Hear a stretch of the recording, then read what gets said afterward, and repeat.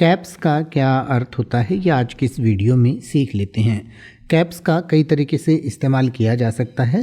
हालांकि कैप जो है वो कैप का प्लूरल होता है, यानी कि एक से ज़्यादा कैप को हम कैप्स कहते हैं और कैप के बहुत सारे अलग अलग मतलब निकलते हैं, तो इनको समझ लेते हैं। सबसे पहले कैप तो किसी चीज़ की टोपी या ढक्कन को कहा जाता है। इसके अलावा किसी चीज़ की उच्चतम सीमा होती है, यानी कि सबसे ऊपर का जो टॉप का लेवल होता है, अधिकतम सीमा होती है, या जिसे शिखर कह सकते हैं या चोटी कह सकते हैं।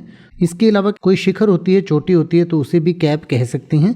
इसके अलावा किसी चीज़ पर चढ़ा हुआ कोई आवरण होता है, कोई कवरिंग होती है, तो उसको भी कैप कह सकते हैं।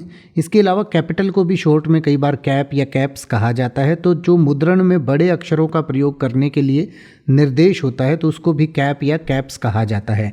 यानी कि कैपिटल लेटर्स को भी कई बार शॉर्ट में कैप या कैप्स कहते हैं, और कैपिटल यानी पूंजी के लिए भी कई बार शॉर्ट में कैप या कैप्स का इस्तेमाल किया जाता है। यानी कि कैपिटल का मतलब पूंजी भी होता है और अपर केस में जो लेटर्स लिखे जाते हैं वो भी होते हैं।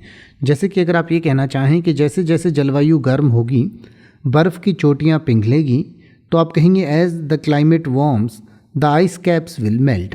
As the climate warms the ice caps will melt. या अगर आप ये कहना चाहें कि उसने बोतलों के ढक्कनों को कसकर रख दिया, तो आप कहेंगे he screwed the caps tightly on to the bottles. He screwed the caps tightly on to the bottles.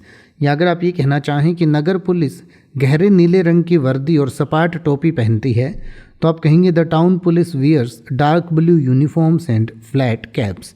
The town police wears dark blue uniforms and flat caps.